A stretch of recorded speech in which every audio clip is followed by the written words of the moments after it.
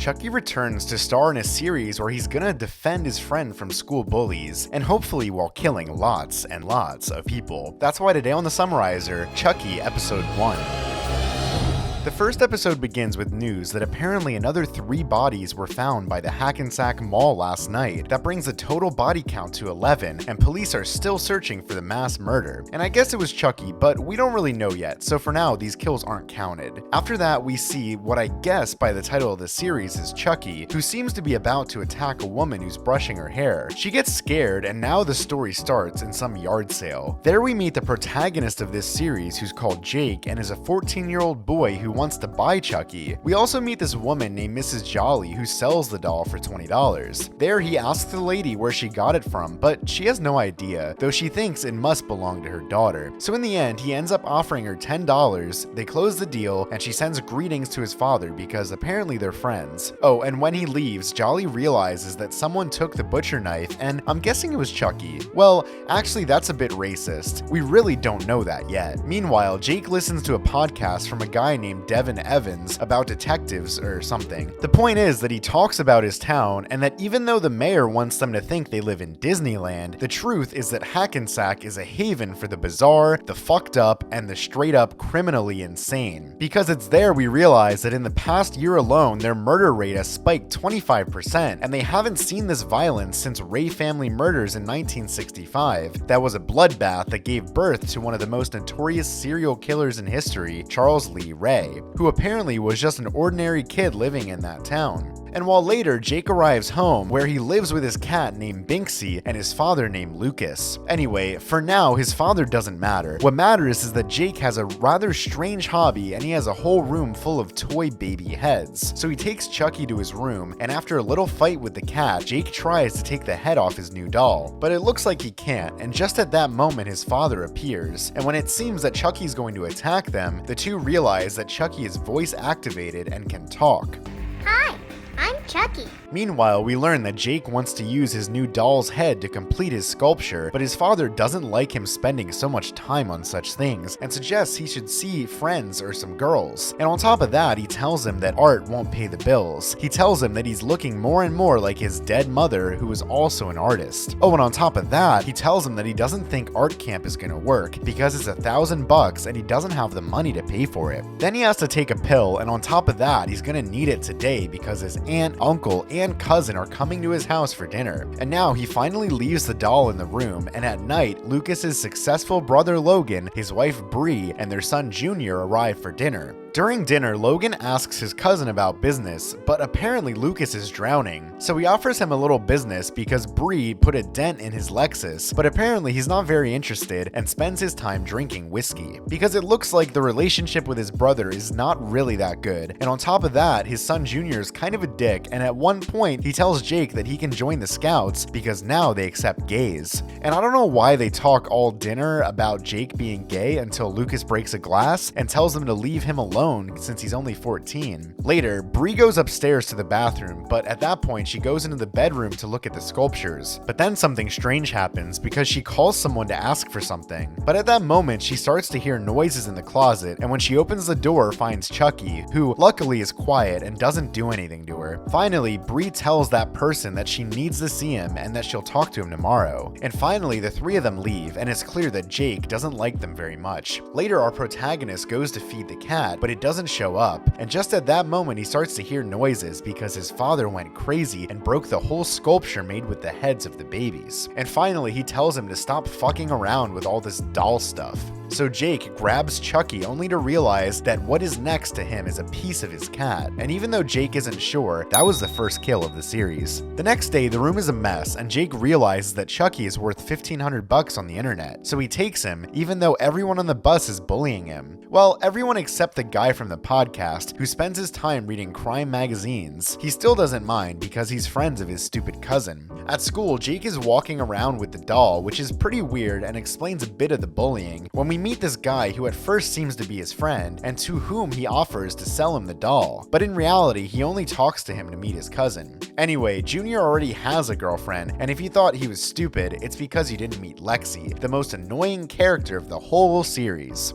Oh, You're selling your stuff now, Jake? My parents will sue the school. Enjoying the show? On top of that, Lexi also is bullying our protagonist because when she finds out that Jake wants to sell the doll, she tells him that she didn't know he was so messed up and offers him some charity. Later in a biology class, they have to dissect a frog, but Jake doesn't like blood and doesn't want to cut it. Anyway, it's not a problem because when blood starts to come out and he gets scared, Chucky takes the opportunity to kill the frog. And if we count the cat, I guess we should also count the frog. This is not the worst thing that happens to him in that class though, because at one point Lexi keeps bullying him and creates a GoFundMe for people to donate to Jake because he's poor. And then they continue to bully him, they throw him to the floor, and Jake ends up giving the doll to his teacher so she can take care of it until he can sell it, because it seems that it doesn't fit in his locker. After that, the teacher tells Lexi to take the site down, but she doesn't listen and she goes to find another teacher to report her to detention. But just at that moment, she leaves her with the hero of the series. Meanwhile, during lunch, Jake sits with Devin, tells him that tomorrow he'll be in the talent show and invites him to go. Oh, and then he asks him if he wants to be on his podcast because he's interested in doing a whole series on bullying. Since in that school, there are a lot of bullies like Lexi, Oliver, and his cousin Junior. But since Devin thinks Junior's a good person, Jake ends up pissed off and leaves. At this point, Chucky gets off the table and starts laughing. He stands next to the door, and even though we're all waiting for him to kill Lexi, the teachers come in, and she ends up leaving, telling them that she's going to take down the page. But when she hears Chucky, she gets scared, drops her phone, and I don't know why, but she left it there and told the teachers to look for it. And now they finally leave Chucky locked up. At night, Jake posts the doll on the internet and someone calls him. This guy asks him about the condition of the doll, if his name is Chucky, and at the end, he tells him to be very careful. Oh, and he also asks him if he checked his batteries. But at that moment, I don't know what happens and the call cuts off.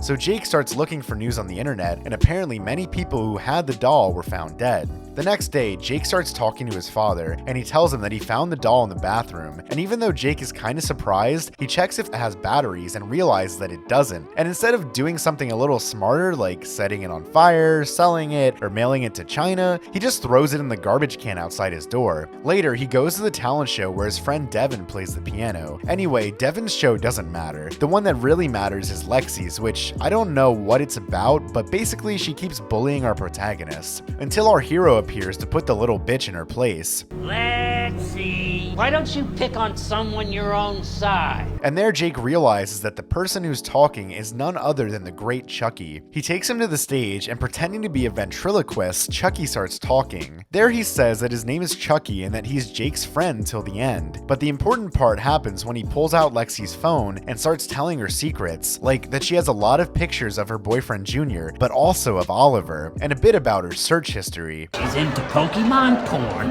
Apparently she's Botox curious. Oh, and at one point, Chucky says that Aunt Bree has a secret, but I guess that will be important for future episodes. In the end, the show is a success, and the audience can't stop laughing. And on top of that, the stupid girl ends up leaving the stage. And instead of a kill count, I should be counting the jokes, because in this series, Chucky seems to be dedicated to comedy. You're all a bunch of fucking assholes. Well, guess what, dickheads? Which doesn't leave us huge kill counts, but at least it's funny. In the evening, his dad tells him that the teacher called and that he's now suspended because of the show. And also he gets mad because he has no friends and everyone thinks he's a weirdo. But then Jake tells him what really bothers him is that everyone knows that he's gay. When he hears that, his father starts hitting him and tells him that if he says that again, he's gonna kill him. Jake tells him that it should have been him inside that car instead of mom. And finally, Julian sends him to his room, but not realizing that he has just been left alone with Chucky. And when he comes back to watch TV, the doll is gone. He realizes that someone drank all his whiskey, and at that moment, the electricity goes out. Lucas goes downstairs to see what's going on and fixes it, but with the help of the whiskey, Chucky leaves the comedy to give us the first human kill of the whole series.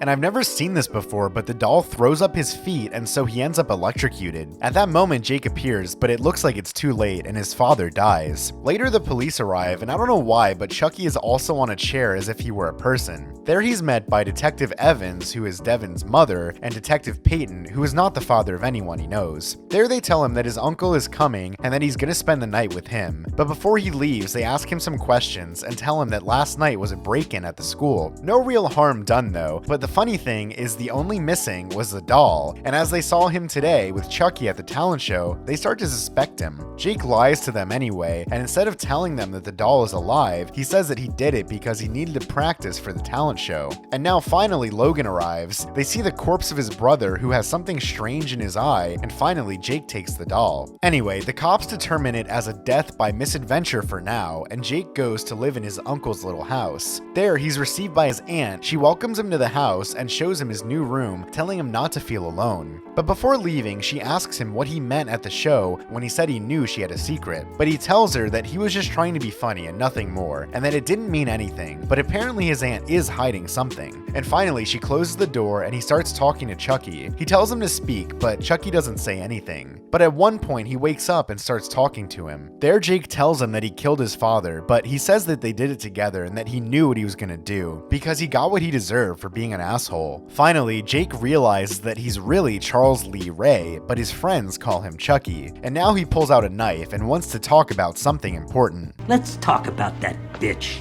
Lexi. And now they show us the opening clip, which was actually Charles as a boy in 1965 with his mother. And so ends the first episode. Don't forget to subscribe and activate the little bell so you don't miss the episode 2. Also comment what movies or series you'd like me to summarize for this Halloween month, and share this video with your friends. See you later.